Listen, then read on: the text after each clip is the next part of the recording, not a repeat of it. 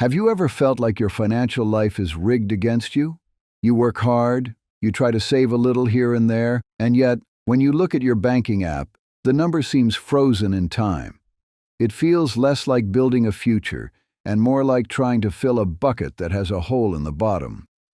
Meanwhile, you look around at wealthy people and money just naturally gravitates toward them. They don't seem to be sweating the small stuff, yet their net worth keeps climbing. It feels unfair. And I'm here to tell you, you are right. It is unfair. But not for the reasons you think. There is a mathematical and psychological force field that traps you at the bottom of the wealth ladder. It's a phenomenon I call financial gravity. When you have $0, gravity is crushing you. Every step forward requires massive amounts of energy. But here is the secret that no one explains. This gravity isn't permanent. There is a specific escape velocity. There is a magic number where the gravity flips. Instead of pulling you down, the laws of physics start pulling you up. That number is $100,000. If you are stuck at $5,000, $10,000, or even $50,000, you are currently in the pain zone. But if you can claw, scratch, and grind your way to that first six-figure milestone, your entire financial existence changes. The second $100,000 doesn't take half the time. It takes a third of the time. The third comes even faster. By the end of this video, you will understand the brutal math of why the beginning sucks so much, the psychological traps that force 90% of people to quit before they reach the tipping point, and the specific, unglamorous tactical moves you need to make to reach escape velocity. Let's start with the cold, hard numbers. Why does the beginning feel so slow? When you are starting from zero, you are the only engine powering your wealth. You are the battery. You are the generator. Every single dollar in your savings account has to come from your labor, your sweat, and your time. There is no momentum helping you. This is what we call the manual labor phase of capital. Let's look at a hypothetical scenario to prove why this is so demoralizing. Imagine you work incredibly hard and manage to scrape together $10,000. You invested in a solid, diversified portfolio that earns an 8% average return per year. At the end of year one, you have earned $800 in interest. Now, don't get me wrong, $800 is free money. But let's be real, $800 is not changing your life. $800 is a car repair. It's a weekend getaway. It's a couple of nice dinners. When you look at that $800 return after a whole year of discipline, your brain screams, "Is this it? Is this worth the sacrifice?" You could probably make that same $800 by working 2 weekends of overtime, or by selling the junk in your garage. Because the passive income is so small compared to your active income, investing feels pointless. It feels like you are throwing seeds onto concrete. This is the valley of disappointment. This is where most people quit. They see the small numbers, they lose patience, and they go back to spending everything they earn. But let's look at what happens when you cross the $100,000 threshold. Now, that same 8% return generates $8,000 in a single year. That is $666 a month. Suddenly, your money isn't just buying you a dinner, it's funding your Roth IRA. At this stage, your money has effectively become a part-time employee. It is a worker that never sleeps, never complains, and never asks for a raise, yet it hands you a check for $8,000 every year. And here is where the snowball effect truly kicks in. When you have $100,000 and you earn that $8,000, you don't spend it, you reinvest it. Now you have $108,000 working for you. Next year you earn returns on the new total. This is why Charlie Munger, the billionaire partner of Warren Buffett, famously said, "The first $100,000 is a bitch, but you gotta do it." He wasn't trying to be rude. He was being mathematically precise. Until you hit that critical mass, the math is fighting you. After you hit it, the math fights for you. So, why isn't everyone doing it? Why are most people living paycheck to paycheck? It's not because they are stupid. It's because the human brain is not wired for this. We are wired for survival. and we are wired for the present moment. We live in an instant everything culture. You want food? An app delivers it in 20 minutes. You want entertainment? You have 5,000 movies in your pocket. You want validation? Post a selfie and get likes in seconds. In a world of instant feedback loops, investing is the ultimate test of delayed gratification. It is boring. It is slow. It requires you to say no to a tangible pleasure today for a theoretical freedom 10 years from now. This creates the lifestyle trap. This is the invisible quicksand that swallows potential millionaires. Here is how it happens. You get your first real job. You are making $40,000. You drive a beat-up car and live in a small apartment. You survive. Then you get a promotion. You make $50,000. Do you save the extra $10,000? No. You say, I work hard. I deserve a better car. So you sign a lease. Then you get a raise to $70,000. Do you save the difference now? No. You say, I deserve a nicer apartment with a spare room. Then you hit $100,000 in income. Surely now you save. No. Now you need business-appropriate clothes, expensive vacations to post on Instagram, and dinners at the trendy spots. You are running faster, earning more, but you are staying in the exact same spot. This is called lifestyle creep. You are inflating your expenses to match your income, leaving your gap, the money available for wealth building, at zero. The tragedy is that most people don't realize they are in this trap until their 40s or 50s. They wake up one day, look at their gray hair in the mirror, and realize they have been working for 30 years with nothing to show for it. This brings us to the most important rule of the first $100,000. Your savings rate matters more than your investment returns. When you have $5,000 invested, it doesn't matter if you are Warren Buffett and get a 20% return. That's just $1,000.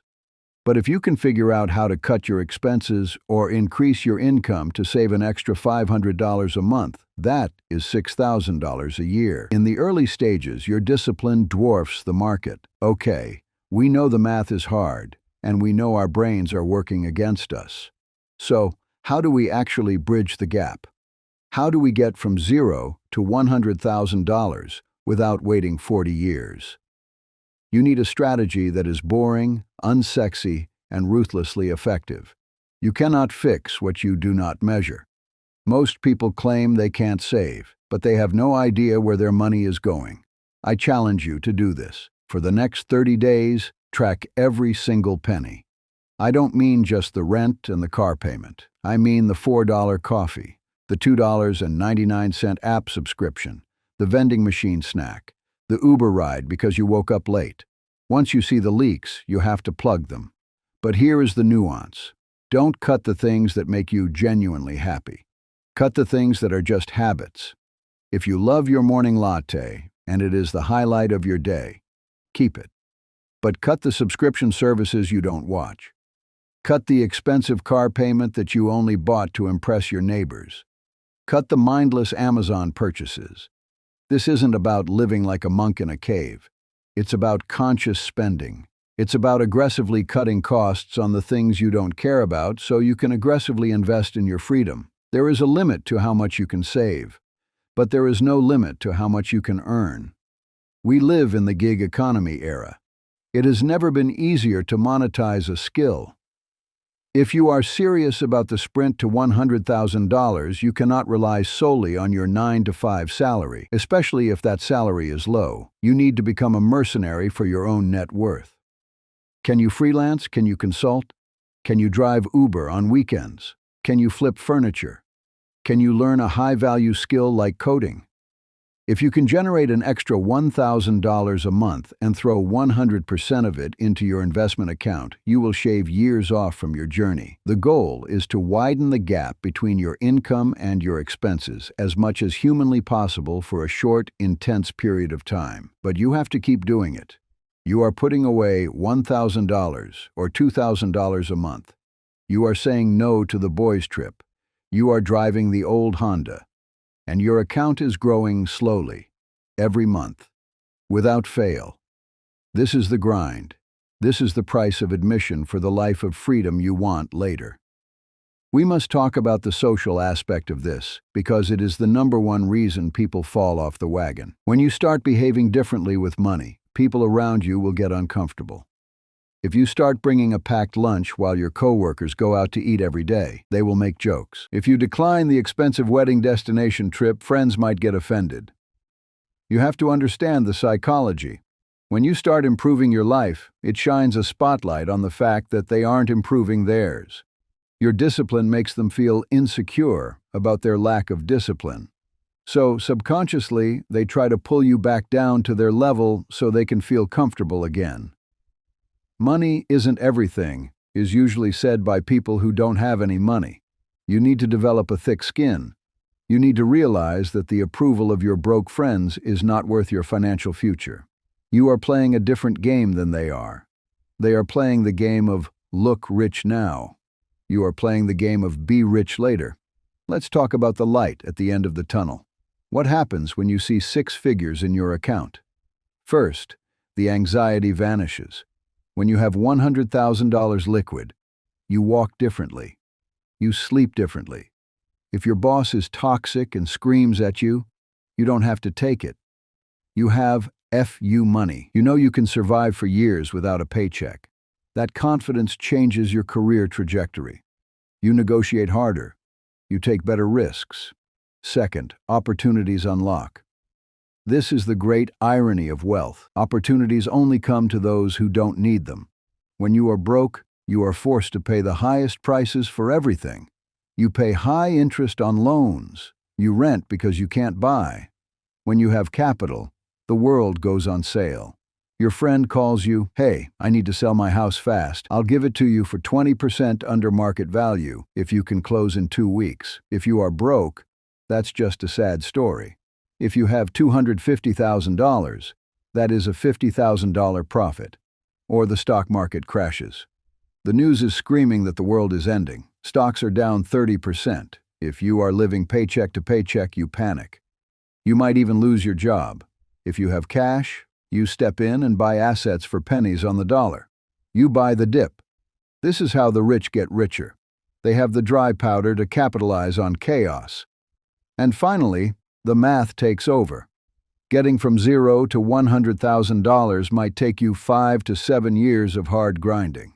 But getting from $100,000 to $200,000, that might only take 3 years. From $200,000 to $300,000, maybe 2 years. You eventually reach a point where your portfolio fluctuates by more in a single day than you used to save in an entire year. And you won't even blink.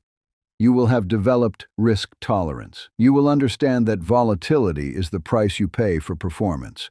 So, here is the reality. The path to your first $100,000 is not complicated. The steps are simple. Spend less than you earn more, invest the difference, repeat. But just because it is simple does not mean it is easy. It requires you to fight against the gravity of your own psychology. It requires you to fight against the gravity of a consumer culture designed to keep you broke. It requires you to be weird. But I promise you this, the struggle is temporary. The freedom is permanent. Every wealthy person you admire, every investor, every entrepreneur, every person living a life of financial independence started exactly where you are right now. They started at 0. They faced the same gravity. They pushed the same boulder. The only difference between them and the people who stay broke is that they didn't stop pushing. They understood that the first $100,000 is the price of admission to the good life. So stop staring at your bank account and wishing it was different. Stop hoping for a lottery ticket. If this video helped you shift your mindset, do me a favor and hit the like button. It helps get this message to more people trying to escape the gravity of being broke.